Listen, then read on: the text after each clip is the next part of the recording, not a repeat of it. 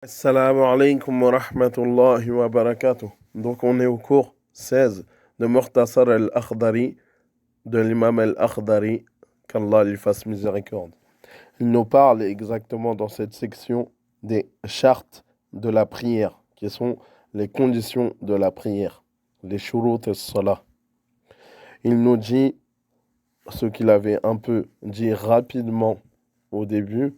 En fait, il nous dit que parmi les conditions, il y a le fait d'avoir la purification du hadith en fonction que ce soit mineur si on a perdu les ablutions et que ça oblige une purification mineure, ou bien majeur si on est en état d'impureté majeure. Et après, il nous dit qu'il y a taharatul khabath aussi. Il y a le fait de se purifier du khabath. Tout ce qui touche, comme on avait expliqué dans les cours précédents. Tout ce qui touche le corps. Ça peut être c'est le corps directement, ou bien ses habits, ou bien le sol. Mais exactement la condition, en fait, ça, dans le khabath, en fait, c'est ce qui va te toucher directement, qui va toucher ton corps.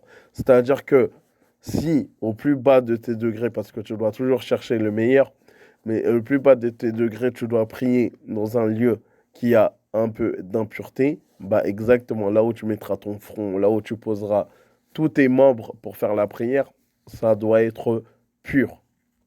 Après, il nous dit, il va l'expliquer après en détail un peu plus, mais d'abord, il nous donne généralement, en fait, surtout, il nous dit qu'il y a le fait de se cacher la nudité.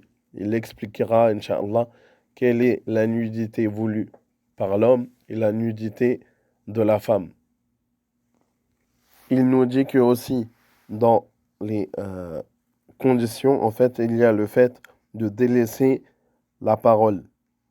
Ça fait que la parole, en fait, c'est très général, en fait. Ça peut même, là, dans ce contexte-là, ça peut même être quelqu'un qui souffle. Tu vois, c'est de la parole. C'est considéré comme étant de la parole, etc. Donc, voilà. Tark al-af'al al-kathira aussi, dans les conditions, il dit de délaisser, de faire beaucoup de mouvements.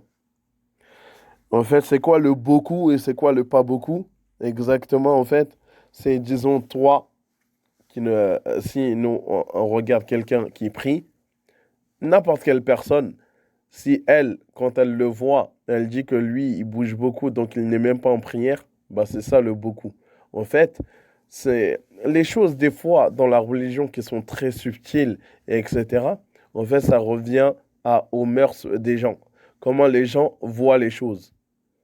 Parce qu'on n'a pas des centimètres, on n'a pas exactement, ça dépendra en fait des gestes qui sont obligatoires. Ça fait que quelqu'un qui euh, fait des petits pas pour aller rejoindre un rang, etc. Ça, on en parlera un peu plus tard parce qu'il y a un hadith, mais en tout cas, qui fait juste des petits pas, on va pas dire qu'il a fait beaucoup de gestes, il a fait beaucoup de mouvements, etc. En fait, juste des trucs obligatoires qui doivent être faits. Voilà. Et on ne doit pas jouer avec sa barbe, etc. Au fait. Et juste un point pour exactement Taharatu al-Khabath. Je voulais souligner un point car en fait on m'avait demandé, donc je me suis dit bah je vais le mentionner car peut-être d'autres personnes ont ce problème-là. Al-Khabath, les impuretés exactement qui peuvent te toucher, etc. Il n'y a pas beaucoup d'impuretés. C'est ça qu'il faut enlever un peu de la tête en fait. C'est très rare de voir les impuretés, c'est clair en fait. Ils sont clairs. En fait, quelqu'un en fait, disons, qui touche un mécréant, c'est pas impur. Quelqu'un qui, comment dire, dont, subhanallah, il y a quelqu'un qui fume, et etc., et qu'il s'essuie avec une serviette. Est-ce que toi, après les ablutions, c'est pas impur. Tu t'essuies avec la serviette, après les ablutions, ça, c'est rien du tout. Donc voilà, le fait de toucher un mécréant, et etc. Voilà. Donc maintenant, on revient. Il nous parle de la condition de le fait de se cacher la nudité. Il nous dit que la nudité de l'homme, c'est tout ce qui se trouve entre son nombril, surra, il a rokba, et entre et ses genoux. C'est ça, entre les deux.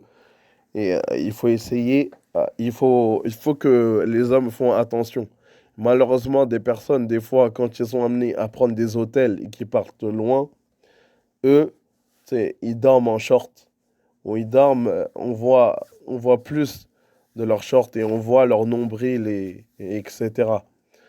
Donc voilà, il faut faire attention à cette chose-là. Même pareil pour ceux qui vont faire une umrah, les hommes qui vont faire une umrah. Il faut faire attention quand tu mets le ihram, la chose qui se met en bas, le izar, qui est, si on peut le traduire, le pagne, le vêtement d'en dessous. En fait, ça doit cacher de ton nombril jusqu'à tes genoux. D'accord?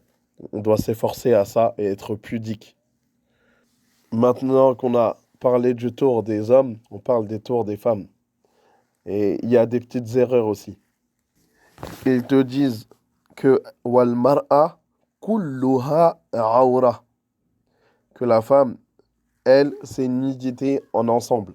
Sauf el kaffain, el wajh wal kaffain, sauf son visage et ses mains. Il n'y a que ça qui peut sortir de la prière. Donc, ce qu'on oublie, ce qu'ils oublient des fois les sœurs, en fait, c'est de prier avec des chaussettes. De prier avec des chaussettes. Donc, pour ce qui est passé, c'est rien. Mais maintenant que tu sais le jugement, tu n'as pas le droit de laisser ça, si ce n'est pas par oubli ou etc. Tu dois tout faire pour faire cette chose de la meilleure des manières.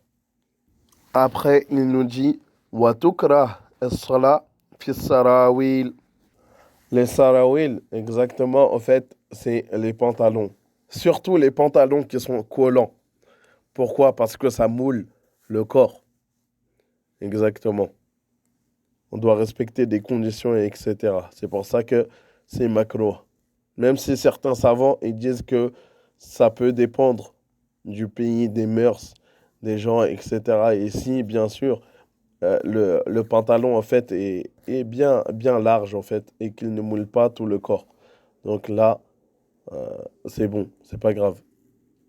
Mais en tout cas, Inch'Allah, on reste sur le fait que c'est détestable. Et juste à la fin, j'avais pas lu, il a dit Illa idha kana fawqaha shay, à part si il y a quelque chose qui le recouvre, juste au-dessus. Après, là, exactement, il nous parle au fait de l'impureté, au fait, le taharatul khabath, etc., qui arrive en même temps, en fait. Qu'est-ce qu'on doit devancer, le temps ou bien l'impureté? Quand on n'a pas exactement quand on n'a pas de moyen de se débarrasser de l'impureté. Qu'est-ce qu'on doit dépasser? Qu'est-ce qu'on doit devancer plutôt? Il nous dit, la prière est permise à celui qui porte un vêtement souillé s'il n'a pas sous la main de rechange, ou s'il n'a pas trouvé d'eau pour le purifier, ou s'il a de l'eau mais ne peut pas le laver, n'en ayant pas d'autre à mettre pendant le lavage et s'il craint de dépasser ainsi l'heure fixée pour la prière.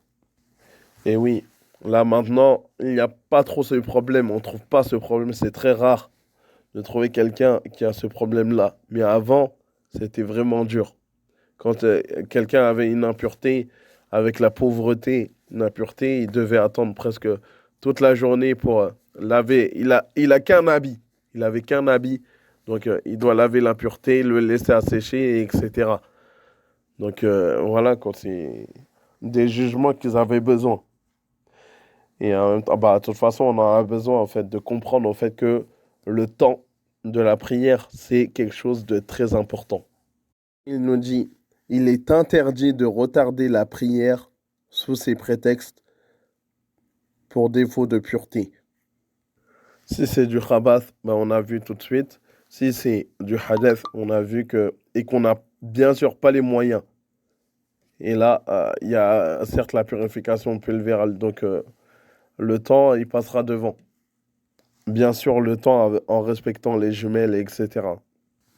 il nous dit, celui qui la retarde désobéit à son Seigneur. Celui qui n'a pas de quoi voiler sa nudité fera sa prière tout nu.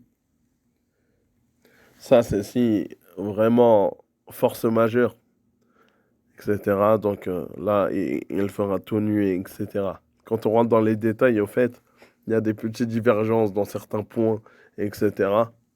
Mais bon. Et là, maintenant, il nous parle un peu de la condition qui est de se diriger vers la Qibla, vers la mosquée de la Mecque. Il nous dit aussi, Waman akhta al-Qibla, celui qui s'est trompé pour trouver la Qibla. Bien sûr, et ça, c'est après qu'il ait cherché. C'est pas à l'aveuglette comme ça. Et même, il y a une parole des savants qui dit, tu n'as pas le droit, quand tu rentres dans un pays musulman, où il y a des musulmans, où tu n'es pas dans un désert, de chercher la Qibla. Tu peux toujours demander. Mais bon, c'est possible qu'il n'y ait plus de temps, suivant les prières jumelles, que voilà quoi, tu avais une excuse. Donc, Waman akhta al-Qibla, quiconque s'est trompé pour la Qibla, a'ada fil waqt, il refait cette chose dans. C'est mustahab. Au fait, c'est recommandé qu'il refasse la prière si il reste du temps. Voilà. Si tu as bien cherché, etc., tu as rempli les conditions au maximum, bah s'il reste du temps, Inch'Allah, et ils te disent que c'est recommandé. Mais bon, il y a des petites divergences, comme je vous ai dit, quand on rentre dans les détails de tous les points. Et après, il nous le dit, en fait, exactement comment il a écrit son livre un peu, etc. Wa kullu i'adatin fil waqt fahiya fadila. Quand il dit recommencer dans le temps, ça veut dire que c'est une fadila. C'est quelque chose de méritoire. C'est un acte méritoire. C'est-à-dire, c'est recommandé que tu le fasses. Ça, c'est surtout l'écriture de livres. Exactement pour quelqu'un qui lit, pour comprendre les jugements, etc. À chaque fois qu'il dit qu'il le refait dans le temps, c'est bon. Mais quand il dit qu'il le refait tout le temps, et on verra, qu'il refait tout le temps, et ben ça veut dire dans son livre exactement que voilà quoi, il est obligé de le refaire. De le refaire, il n'y a pas de recommandation, il n'y a pas quelque chose de recommandé. Et encore, il nous donne une petite subtilité qu'il faut savoir, au fait, c'est pas tout est blanc ou noir, exactement. Tout qui s'appelle prière a exactement les mêmes jugements, et etc. Les prières obligatoires, ils sont d'un côté et des autres d'un autre côté. Il nous dit prières obligatoires qui sont faites dans le temps, c'est ça le jugement qu'il nous a donné, au fait que c'est recommandé de les refaire. Mais si ce n'est pas une prière obligatoire, ou bien que ce soit une prière surérogatoire, si leur temps est écoulé, tu ne le refais pas. C'est-à-dire un petit exemple. Quelqu'un qui dormait, qui était excusé, donc il n'a pas prié la prière obligatoire qui peut être appelée subh ou bien fajr.